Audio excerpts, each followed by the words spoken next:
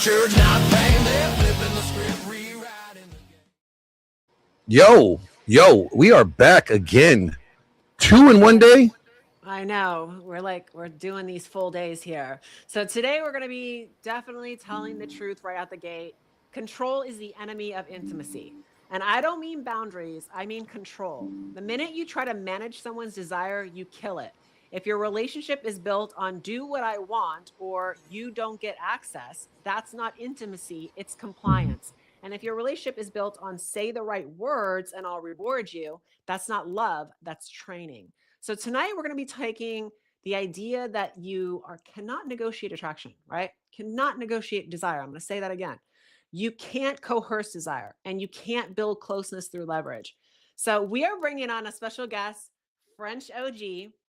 And if you have seen him on Twitter, you need to follow him. You need to go follow him. He's got some really cool takes. He is going to be really talking about things that are going to hit the nerve, right? People have been arguing about frame and not as an internal sovereignty, but like it's a tactic to control outcomes. So let's do this. Let's bring on French. Yo, what's up, French? What up, French? Oh, what up? Well, hello, everyone. Thanks for inviting me. What up, OG, triple OG? Well, actually, let me clear things out. OG is just my initials. It happens to be also OG, but, G, I like it. G. That's good enough. So right, today's episode is control is the enemy of intimacy. And I really want to get into this. Like, I know me and you have gone back and forth with a few tweets on this. So I want to, once and for all, we're going to be hitting this. There's some people that are really waiting to hear this episode. Tell me what you think on our tweets, our exchange. What do you give the audience that hasn't seen the tweets what it was about? Well, also before that, let me just make a disclaimer though, real quick. There's a difference between being in control and controlling. Right. And I think we would all agree that women love a man that's in control. They don't love a man that's a controlling man. Right. There's a difference. Like a man that's in control knows that what he's in control of. A controlling man is trying to dominate or domineer, impose their will on other people from more of a place of insecurity rather than a place of security with who they are. Right. That scarcity mindset comes with controlling. But would you agree with that? Because they hear control and then they think strength, right? But control is often just fear, warning a tough guy. He's wearing a tough guy costume. Mm-hmm.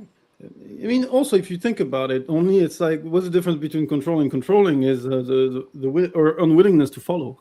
So it becomes controlling. So if there are girls, for example, that really want to have a guy that is hands-on, no pun intended, right? And some girls need to have that breathing room, that breathing space.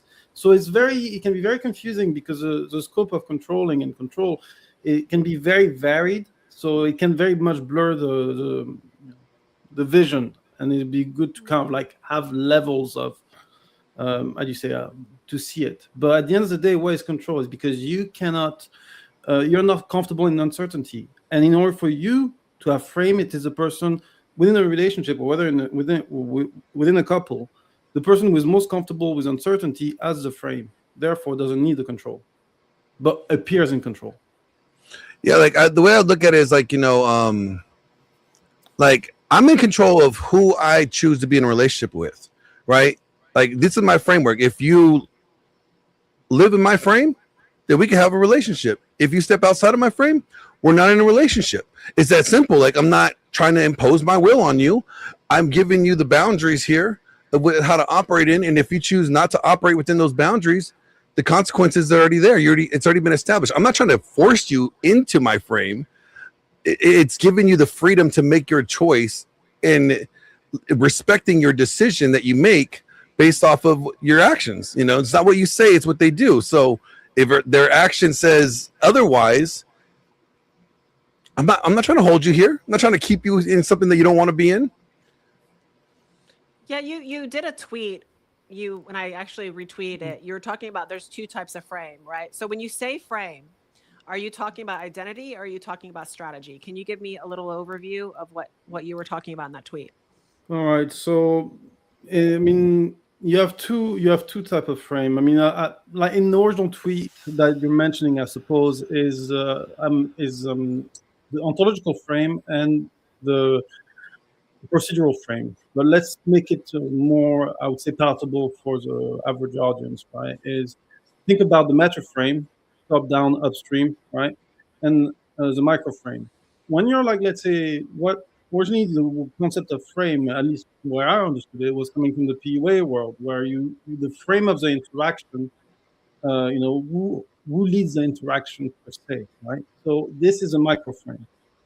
But a lot of time, and what happened with a lot of PUAs, again, to relationships, and even though they mastered the micro frame and everything, because they lacked the macro frame, they couldn't hold to those relationships. The woman realized that the guys were just empty suits.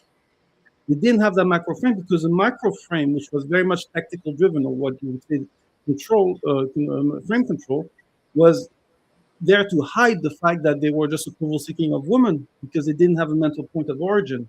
So the macro frame covers that area, and this led me to write before, and that was kind of very controversial take, is that genuine frame doesn't make you more successful with women necessarily. It depends, because each and every one of us has a frame. Who are you? What do you want? What will you tolerate? What are you aiming for? Already by just segmenting what you'll tolerate, you're talking about the boundaries earlier, Glenn, right?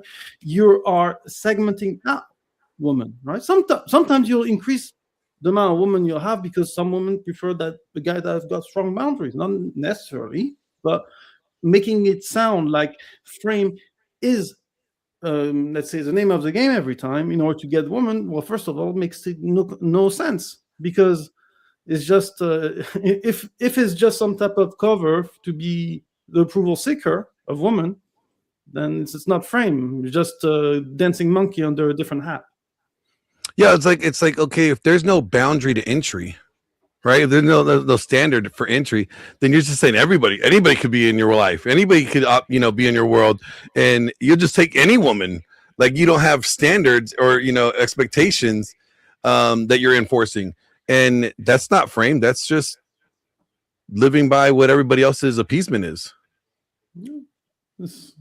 I mean, like I had, it's like some people said to me, it's like, well, you need to have frame, you'll have more success with women. I'm like, nigga, it's like I was a chameleon, as frameless as possible, because I just wanted to get to the outcome, and I was successful as F, right? I was and then I was like, well, actually, I don't really like that. I don't really like that. And then by nature, it was like a funnel. I started to basically have less positive outcome, not because I didn't have frame per se, but I preferred certain things where I liked it. Like before, I would stay in the. You weren't willing to compromise on what you wanted for just some ass, is what you're saying. Oh, exactly, and and that was my frame, right? But then there's a lot of misunderstanding, because there's the PUA collapses the micro frame with a meta frame, and some guys also just think that frame is everything about your identity, but it's also misunderstanding the microstructure of interactions, where they give away the frame by, let's say, being reactive, or they give away the frame by just always being the one the conversation. Can you give an example of that?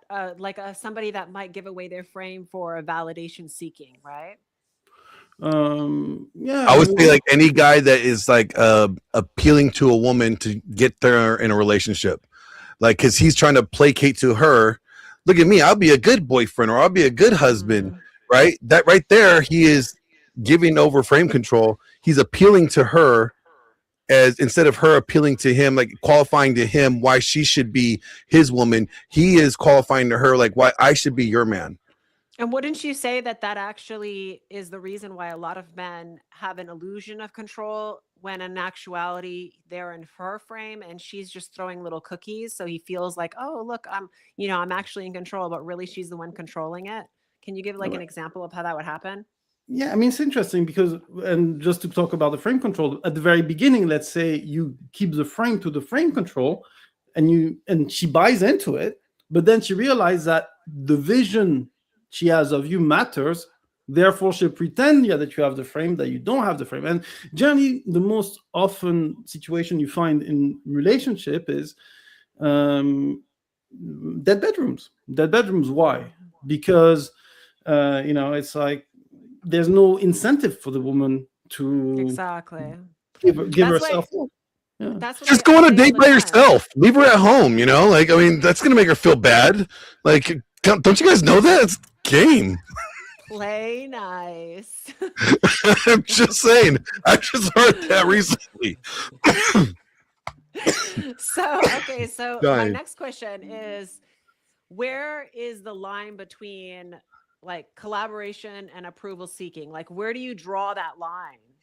Because it is like a very good question. And when you think about it, men are going to always, to a point, do things that she's going to want. So where do you draw that line? Well, first of all, you're in a relationship with someone because I guess you have enough, similarities upon your view of the world, the view of life. So therefore, it's not really approval seeking if it's commonly shared. Say, for example, she says, "Oh, I want to do this."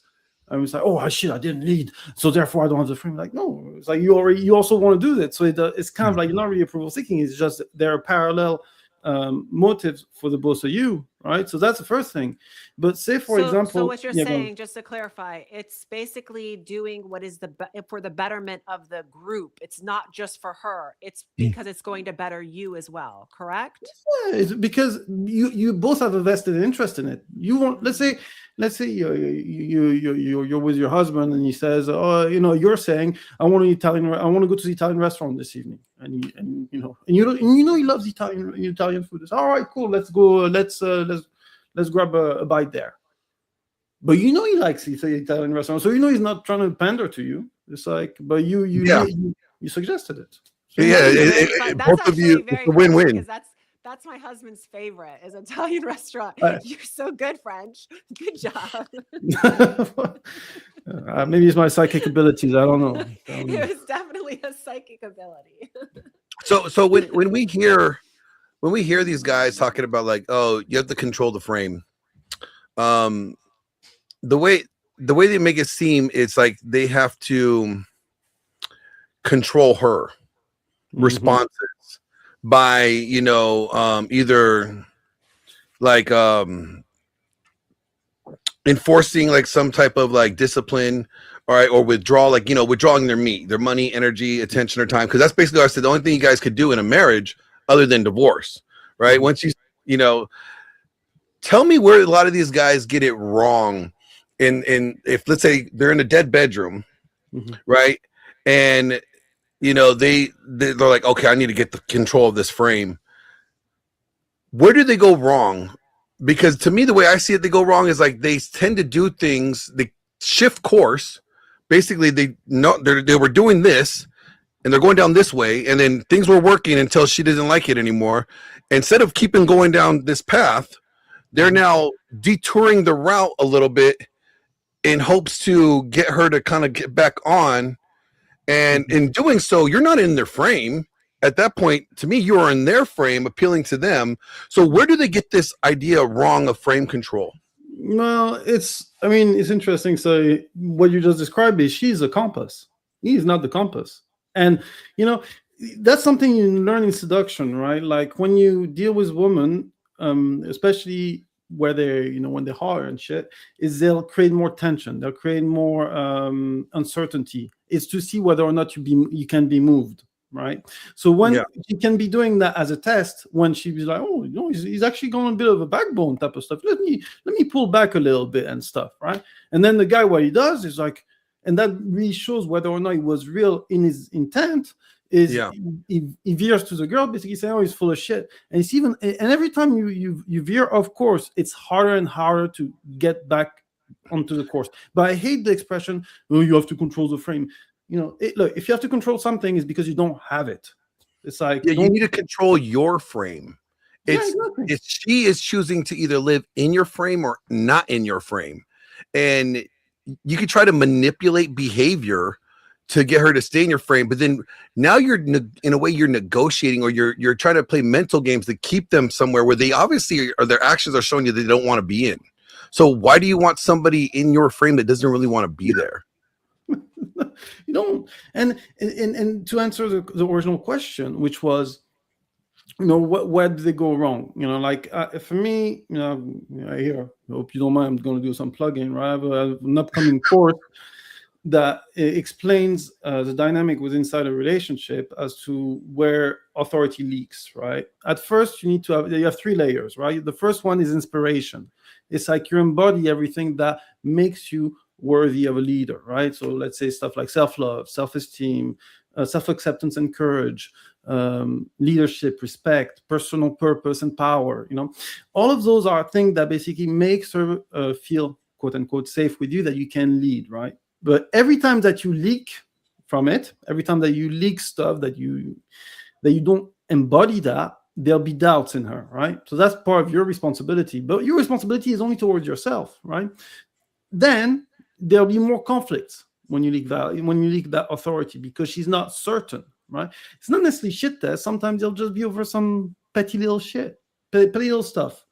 But here it's about conflict management. The idea is that she's still of good faith, because you're still inspiring good faith, but there are some areas of doubt. This is not for you to use any type of dread or whatsoever. It's really about managing the conflict in a way that she doesn't feel belittled, and she feels empowered in the choosing what she wants to choose, and that's about you. And then the third one is when the respect has been eroded to such an amount, still recoverable, where you can use a little bit of dread for her to regain that respect, because the scarcity that you've shown, the scarcities that you've not shown in the behavior that that you have, has made her believe that you're submissive.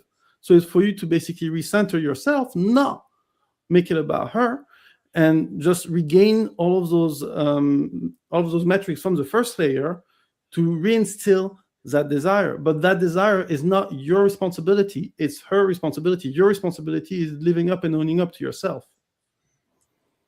So No, I once agree. again, it does come down to it's a mutual thing, like that's why I had that dispute or debate, because I keep saying that with female sexuality, they have to be the one initiating. It cannot be one-sided. I mean, imagine yourself in bed, like it's always the husband be like, it's like you're on the side, it's like, no, she's got to basically move those butt cheeks, just like, hello. Oh goodness. Okay, so I want to get into emotional blackmail, right? Because like you'll hear women do like, well, if he loves me, he would, right? You hear this kind of stuff. So that's really emotional blackmail, right? Wouldn't you agree? Like when women do that. What do you mean, thing? like when she? Like when she's like, oh, if he loves me, if a man loves you, he would do this, XYZ, whatever it is, right? Mm-hmm. That's emotional blackmail. Basically, they try to use fear, right?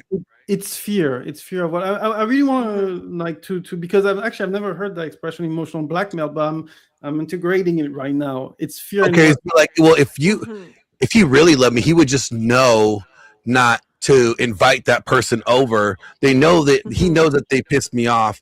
He must not really love me because he invited he should just that. know. Correct. Yeah, they like he should just be a mind reader. Oh yeah. They expect to be a psychic. I mean, look. I by the way, ladies, I really guessed Gia's husband preference on the food. I didn't have any knowledge whatsoever. But guys are not like that. They're not like that. Most of the time, they're miles away from this. Why? Because they don't really care about women, right? So but going back onto this, it's important for a guy to actually be interested in what his woman or resonate with, right? Like that's fair enough to say. But understanding whatever the roller coaster of emotion is at every point in time, it's like, look, if he was that good, he'd basically be a multimillionaire stock trader because he can feel the market. But your volatility of emotion is worse than bloody, let's say, I don't know, like some options. Like, we cannot read your mind, ladies. Okay, Yeah, we can't read your mind. I know you coach guys, like you help them kind of detect these kind of things. What's some things that she might say, sentences or speech patterns that she might say that would indicate that she wants control and not connection? She plays ambiguity games. What do I mean by that? Either she use overt tactics to make the person jealous, in the sense of triangulation, for example. That's kind of like she's always seeking power. She never wants.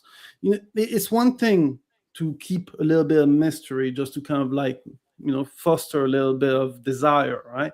I need your Instagram password. I need your Instagram password. For what? That's control. That's like he's her giving an example. Yeah. like a woman trying to like take control. Like if I can't, if you want me to trust you, you need to give me your Instagram password. No, bitch. It's like, no, but that's the thing. It's like, why does she ask this? It's because either she's had a bad history in the past, and it could be the same thing for you. It's like, give me your phone password or Instagram password and everything, but your baggage is not my problem. Yeah. It's like, you're like, don't put your mistake of the past onto me, because you're gonna manifest the failure of the past onto you. To me, it's like, why am I paying the consequence for somebody else's crime, and I didn't even commit the crime? Yeah, exactly. Like, what thing is, it's like, it's. You think like guys just they're not very witty and able to take these shit tests and head it head on. Like, when these girls come with stuff like that, like, give me your Instagram password, or I think you should know, or like, they throw these little shit tests. You think that it's a failure of how they address it immediately, and that these problems just kind of start snowballing, and that's where she loses that respect? I mean, it does have, like, generally, it's, yeah, you said the right word, snowballing. Problem is, guys think too much like literal, objective, because when we communicate to convey information, right? As guys.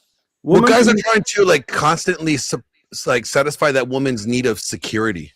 So they're like, oh, if I just give her my Instagram password, then I don't want to really do it, but like if I do, it'll provide her that sense of security, and it's a chipping away time over time, and it's like, it goes from like, so they're walking on eggshells all the time in fear. Well, they don't even realize they're giving concessions of their independence to her appeasement, right? Every single time they cave in, it's like, well, I don't want you to go out with your friends. I don't like that friend AJ, the guy with the beard, goes by Texas Viking Detailer. He's a short, bald-headed guy with a beard. That's AJ in the chat. No one's talking about you. It was the other day, the short, bald guy. But it's like, oh, and if you could concede to that, you're like, okay, and you call things off with your buddy AJ just to appease her. You are slowly giving over that control, time and time again. But because guys are a lot of time conflict avoidance, they want to buy peace. But the more and more you buy peace, the more you invite war. So that's so strange, because naturally it's a feature in a woman to be conflict avoidant. Like, that's a natural thing for women. So where is this? Are men just becoming more and more like this now, or has this always been the case?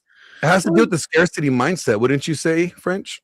There's a bit of that, but it's more, I think, the main issue, and that kind of goes back to the frame question, is a lot of guys don't even know what they stand for. They don't even know. So it's like, you're giving me it's like you're doing my head, and I'll just say yes to that. It's kind of like you're at the police station, and they want you to admit to something, and it's like, like, admit to a crime. You've not done the crime, but after like they've been pouncing on you, you're like, yes, I did it. Fine, whatever. Just if it's gonna shut you up, yeah. It's like, okay, can I go back home now? It's like, no, you're in custody, nigga. Like you're done. You're locked up. You just admitted guilt. You got there's a bit of that. There's also a bit like there are some guys as well that are, you didn't say it, but I'll say it, a bit feminine, because they're afraid of conflict, and that basically makes the woman even lose more interest. And that's kind of like him on the ownership to take. It's like, look, know what you stand for, and on the width, it's like, understand why is the subcom, why is the matter of what she's saying, why is the frame, not rather than just what it is. It's like going back onto the Instagram stuff. Instagram, and it kind of like, wouldn't you say it's like it kind of shows like who needs the relationship more? Yeah. In the sense, like it's like if he keeps on conceding and giving like concessions to her over trivial things that he doesn't need to, right? But he's doing it just to keep her legs open or keep her available to him, then he's displaying that he needs the relationship more than she does. Yeah. No, but at the end of the day, it's like what you'll find as well. A lot of time, women will look at power dynamics way more than guys. Way more than guys. Well, because the fairer sex need to have a level of influence, intangible, that reassure them. Although what it does is that it destroys the polarity, then destroy desire and destroys a couple. So it's like there's two type of safety, right? The safety that the guy can inspire her, and that's sometimes by saying no, and that's her respecting the authority, which is not necessarily a guarantee, because you can do everything right, but if the girl cannot respect the authority, well, it's not really your problem, it's hers. That's the first level of safety. And then what you have is a woman will try to do aggressive buying of that safety by setting a rule, by having her frame. But then what happens is that there's a gap and there's no polarity, that she naturally attracts more feminine driven guys. And at first is great, but because she doesn't feel feminine, there's a cognitive dissonance, and it makes her resent the guy and drop the guy because he does not fit his role. And that's completely unconscious. And then, unfortunately, these are the same women that end up saying all men are trash, right? Because they gravitate toward that one dynamic. Exactly. It's like, look, you go, it's like you're a woman that is, let's say boss babe and all this and all that, right? You're like, she start doing that shit to me, I'll be like, I mean, either I'll have a laugh, because I just like to have a good laugh. I'll pretend to agree with her, whatever, but I'm not going to take her seriously. And and it's like she won't think that I'm that strong masculine man whatsoever. I don't need to prove myself to you. Like, fuck off, Like I always love them. Look at you trying to make decisions and shit. Look at you trying to make rules. That's cute. Better go sit down. or as my husband will be like, no, you better fix yourself. Oh yeah, no, sorry. No, but like I like to be absurd, and it's like, and then you'd be like, oh, sorry. I remember there was like this woman, say alpha female and everything, and I was like, well, that was very nice. I'll leave the bill to you, What cracks me up was when they go, I'm a high value woman. I was like, no, you're not. You're just a woman. A high value woman is a woman that a high value man chooses to invest in. All right. It's his value that makes you valuable. Right. So you don't got that high value on your own. But even this, for example, is a perfect example of completely of no frame. It's like if you have to say it, you're not it, because you cannot demonstrate it. By the way, the alpha woman was actually looking exactly like you in a way, because she no, she was about my age, but she was like one of those gym girls, and let's say she was well chested. I was like, and I was like, I'm trying to be diplomatic, right? But basically what you were saying, she had none of the energy. Fitness girl. Basically, what you were saying was that she had Oh yeah, right, bitch. Yeah, that's right. Yeah. No, but she had complete opposite energy of Gia. And that matters. You don't really feel that when you're in your 20s and everything, where you just have more less than sense, but when you get older, it's like that energy field is like, it's real. It's fucking real. Like, I thought it was woo-woo stuff, but yeah, I mean, it's like basically we're getting to the point where like the guy that can't tell the woman no without a fear of her leaving, and having that scarcity mindset of like, if I say this, then she's gonna leave me. If you're more concerned about her leaving you than you standing on what you believe is right and what you believe is true for you, then you don't have frame. And how can she feel safe? Because exactly. She doesn't trust herself. So if she doesn't trust herself, and she needed someone like you to lead her. You're supposed to help enforce these boundaries and keep her safe. Yeah. And you just proven to her that you're just as unsafe as she is. And that's not this leads into the perfect next thing as sex is leverage, because I hear this a lot, right? Women will be like, well, I need to feel safe to, even be turned on or, want to have We all sex, know that's right? not true. That. But we also know that those same women are cool with casual sex and doing very, very unsafe things with themselves. So spring break. Yeah, let's Yeah. get into that. Let's I want to hear French's opinion on that. When women say stuff like that, well, I need to be safe or I need to feel safe. We do know that there is an element to that that is true in their perception, but we also know that they do the contrary. So their actions don't align with those words. All right, so like that's part of my PUA days, right? So I think of seduction between attraction and comfort, right? And I'll use monikers not because just for illustration purposes, not necessarily because I really love them, but it's just make things easier. So on the one end, you have attraction, right? Which is basically think of the alpha guy, whatever, fuck boy, bad boy, blah, blah, blah, right? And on the other hand, you have the golden retriever, beta boy energy type of stuff. If you go on the attraction, a lot of time you'll, on the very high end of the spectrum, you'll attract a lot of time short-term fun, because that's what they're really driven by, right? But it will be harder for her to feel safe for a relationship, right? But at the same time, if you're giving too much golden retriever energy, it's like, yeah, you're safe, but it's like, you know what, Ted, let's get married in 10 years.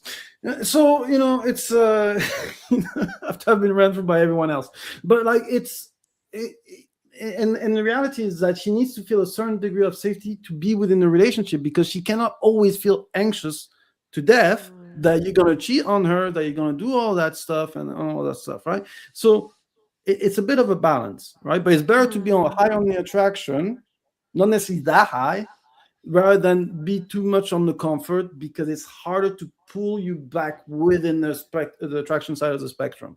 When a girl says she needs to feel safe with you, like let's say in seduction, that means, look, I'm not that, you don't make me that way, it's pretty dry down there, but let's say, you work hard a little bit, go on them fields and, like cut some grass, and then maybe I'll just reward you with sex, right? That's the thing. But there's no genuine attraction. And if it's within a relationship, there are two ways of saying safety, right? It's like, I don't feel safe because you're let's say you're not man enough, right? But man enough in the sense of what we were discussing about, just being able to say no, being able to embody frame, for example.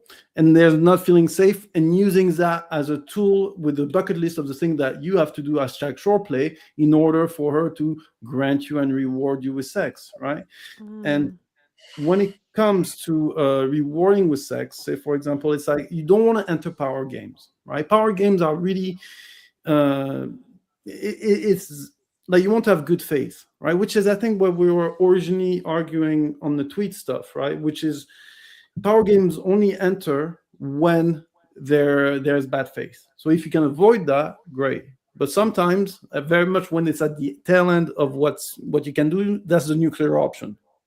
So, so with those power games, right? How do you know the difference between somebody doing a power game for control in sex versus like a healthy safety version? Like, how do you know how does a man navigate? How is he able to tell the difference?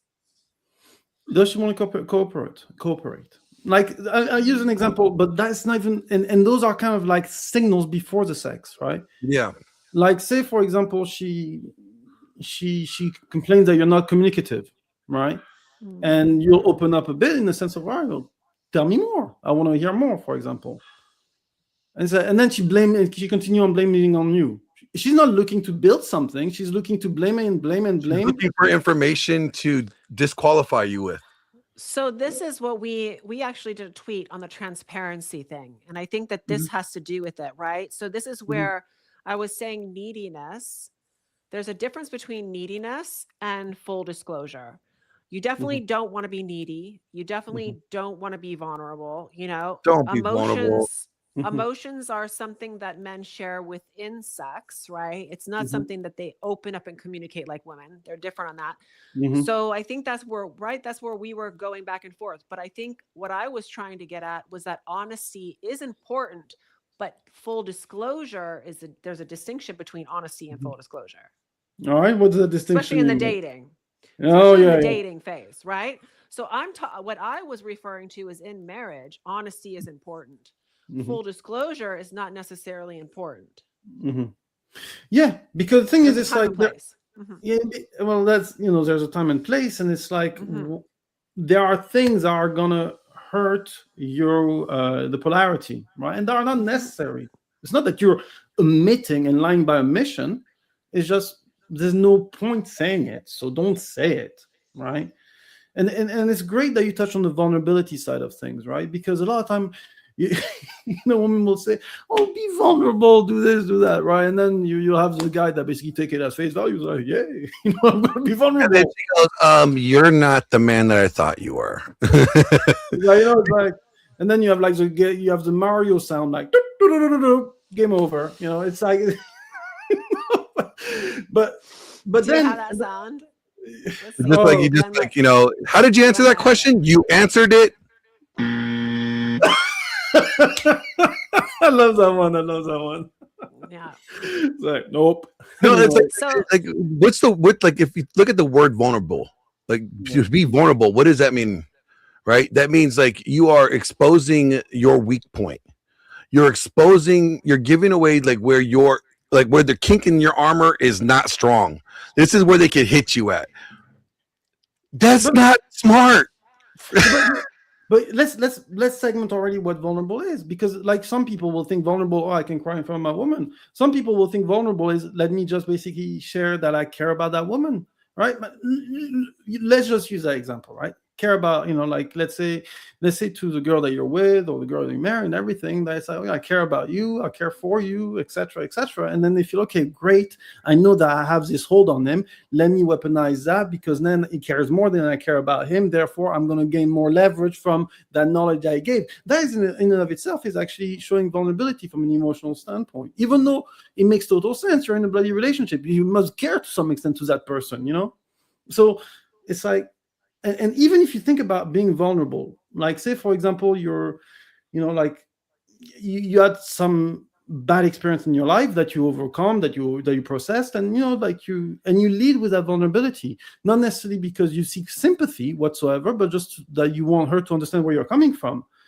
That in itself is very secure, but women will see that as insecurity, because they feel, oh, there's that chink in the armor and everything. It's not a chink in the armor, but it's just because you're coming from a place of high security that most women don't. Therefore, you're operating at different level of frequency. So even if you're secure, they don't operate on the same level. So don't do it and the only time that I say you can show a little bit of vulnerability is if you have like a lot of masculine credits per se, again, just kind of for illustration perspective, and you show that you're a bit more human. And that you're not that, that's well, like it's like your vulnerability should not take away from the overall like picture of you in their eyes. Yeah, like it should not diminish like who you are in their eyes. For the guys listening, can you give an example of something that you wouldn't want to do in the dating phase? That would be an example of being vulnerable, and that might come back to bite you. Full disclosure. Like, give an example. Like, all right. Just say, for example, oh well, my ex-girlfriend cheated on me. She was a real bitch. But no, maybe not. Don't say that. But like, cheated on you. So basically, the girl be like, oh, is the girl cheating on you? That means that basically she had all her reasons. The first thing she will be that she knows that she'll back the girl's point of view. Not like she won't think that woman. It'll be like, oh, he did something wrong that gave her a reason to cheat on him. Exactly, and you can explain yourself, and not explain yourself, but explain the situation all in all and everything. But she will still revert sisterhood type of shit, right? And it's like there's no point. Or if you say something like, this girl accused me of this, like you wouldn't want to say something like that because she's automatically going to take the girl's side of things. Yes, correct. Exactly. Mm-hmm. Exactly. So those type of stuff is like, but again, if you can be a bit like, I don't have a clean past, right? I'll sound like a bloody post-war hole, but the point I'm saying is it's like you can use vulnerability as well as a way to lower the girl's defenses in terms of, especially in that low trust environment.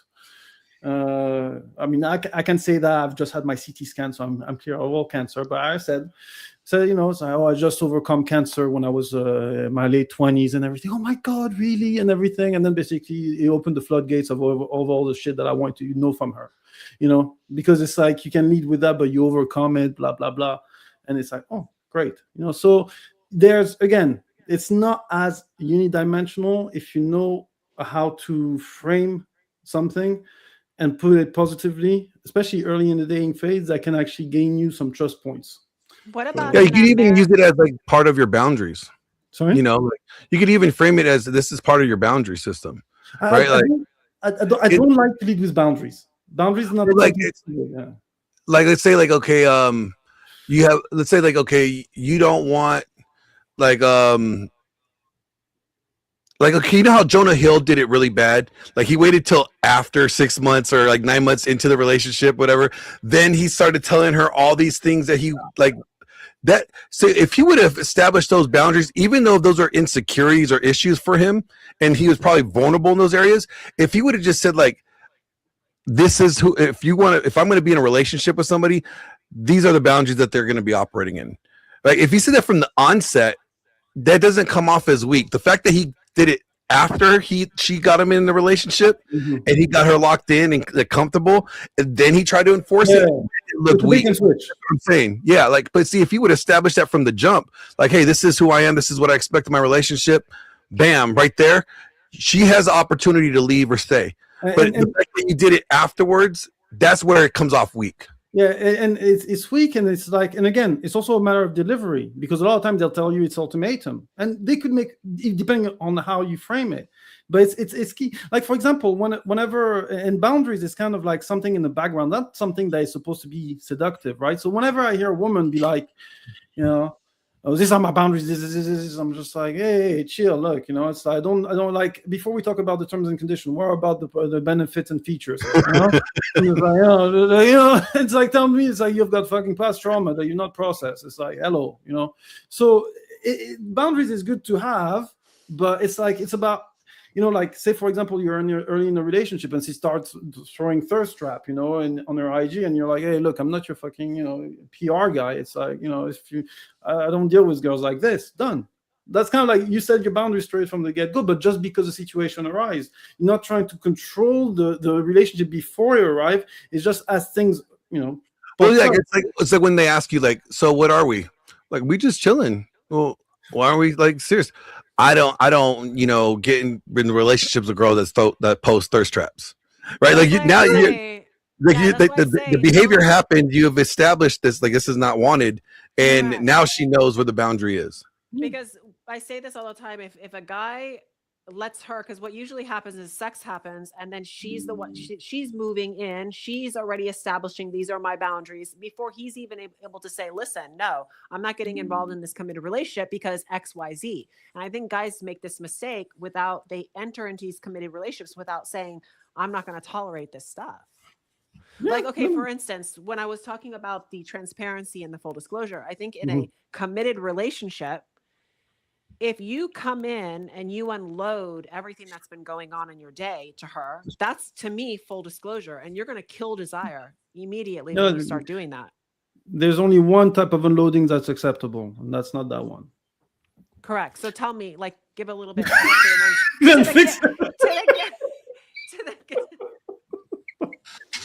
So give me what you would consider a full disclosure, or not to do full disclosure. Other than that, just thing is, it's like women will want to emotional dump on you after a shit day at work, right? You don't do that as a guy because you have self-regulation. Right, it's like sometimes you can say a little bit. For example, she tells you what's wrong, it's just stuff at work, right? Bad day, and it's like, and then it's like if she really wants to, you'll just give her just enough, right? But it really depends upon how much can she carry that burden, because you don't want to overload, even if she has that capacity, right? Full disclosure means that you tell them all of your insecurities, or you tell them your doubts. It's like if you doubt yourself, how the fuck Yeah, like I'll tell you. the car, I got in a wreck and then I couldn't change the tire. And like, this is the type of stuff that you don't need to be saying. Like, don't say Exactly. any of that, like it's better just to be like, listen, I had a bad day at work. I'm cool. I got it. And if she keeps pushing, no, listen, I told you, I'll handle it. Enough, you know?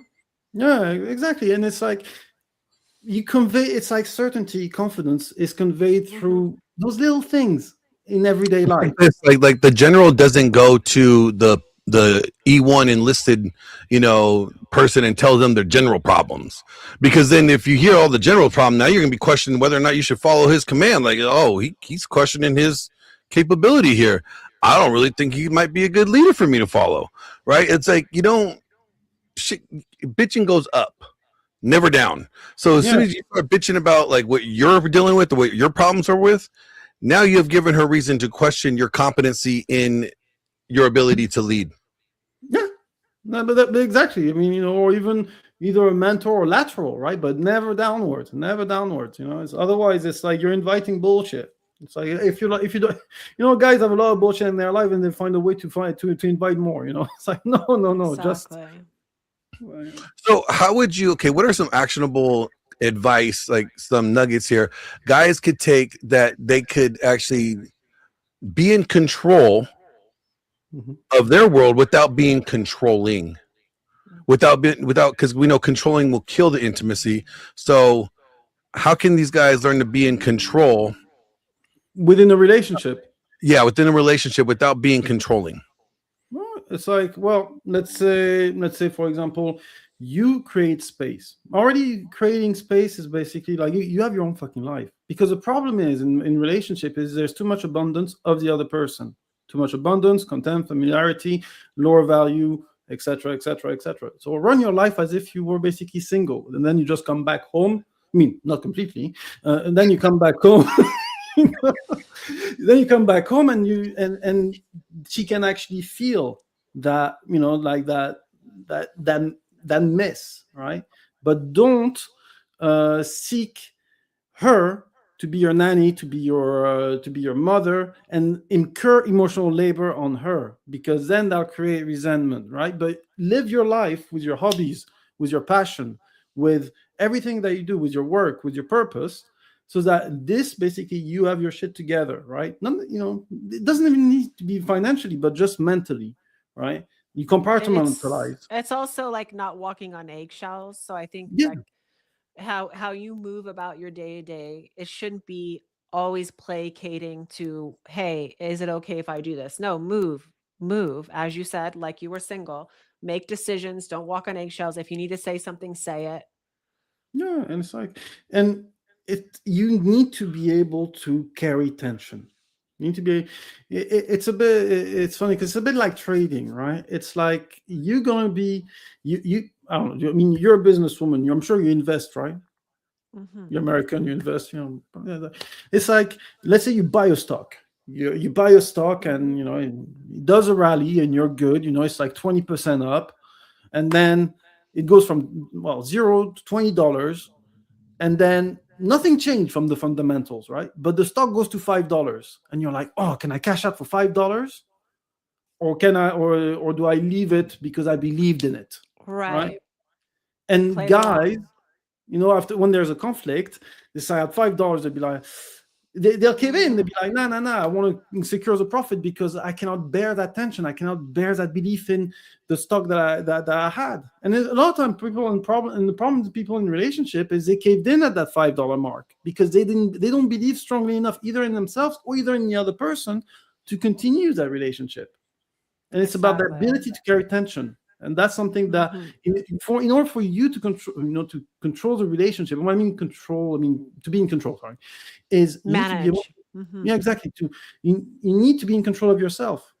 If she feels you cannot control yourself, it all comes down to self-control. Absolutely. And see, like that's really what it comes down to, is like knowing what you're in control of. You're not in control of anybody else's decision. You can't control the choices that they make or that they want to make.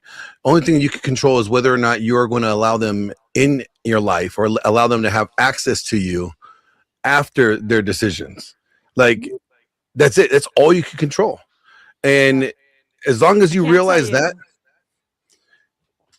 how That's many it. men that I've had conversations with where she did something that he didn't like, and instead of just saying, listen, I'm not going to tolerate this and move forward and continue to do better as a man, not worrying about outside things, all he did was harp on what she was doing wrong. And then he went online and then he created these long Bible text messages about what she's doing wrong. Then he went to every friend, everybody, even her mother, That sounds even like the a woman. father, got on the phone, complained about what she's doing. And even when she moved on and left, he was still talking about her, and like, I can't tell you, like, I say it over and over. If control what is within your control, if she's not in your control. So don't worry about what she's doing. Worry about what you're doing, become better, get yourself in the gym, get better with your finances. And she is going to notice that. Don't focus on her. You sounded like a guy with a. His penis is tiny. I'm just saying, because I mean, if you're like, at the end of the day, guys, like, you have to live your life knowing that, like, your life is good whether she's in it or without it. Like, she could add value to your life, but she is not your life. Don't make her your life. Like, your life was fine. This is what I tell guys, like, before you even get in relationships, you have to make sure that woman is more attractive than your solitude. You should love your solitude more than, your this desire to be with the woman. She has to add value to your life. Like, if she's not an asset, if she's going to be a liability, and if you make her like the prize, then you already lost the game. Like, you didn't ever had it to begin with.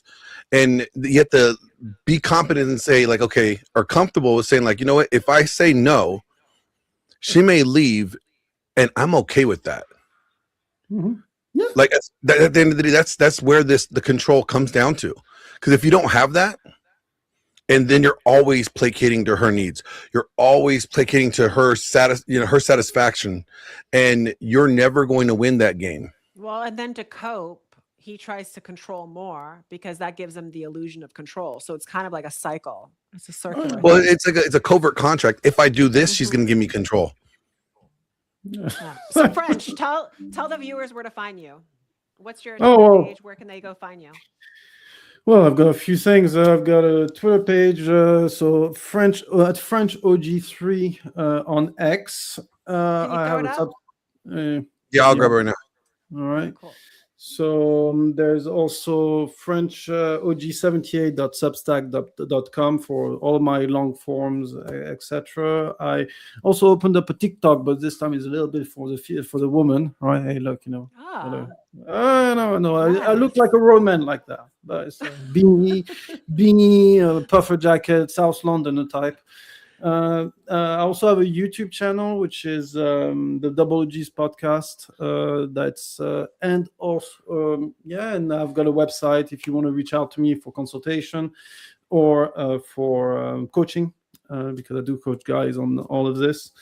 And if you're interested in more stuff that is deeper, I'll be releasing a course on the subject that we discuss for people that have trouble getting into relationship, even though they can get women, or for people that want to maintain the polarity within inside their relationship and deal with some of the challenges that comes with it. That's really good, because you can get a girl really easy, but keeping her around is a whole nother skill set. So I'm going to throw all your links down to the description. Yeah, I already have all the links are in the chat right now. So I already posted the links in the chat, so anybody can follow him on X. Thank you, French. I really appreciate you coming on, and I hope that we can do this again in person. Oh, 100%. And look, I have many people I need to see in Florida, and I'm tired of the shitty London weather, so I'm more than welcome to Florida. Well, French, at the end of the day, you just can't be. You're ugly. You are disgusting. I'm going to kill you. Give me $200. Who's that voice? Dr. Phil. Dr. Phil. Oh, Dr. Phil. At one point, I thought it was Trump or something. I was like, what? All right, guys. Until next time.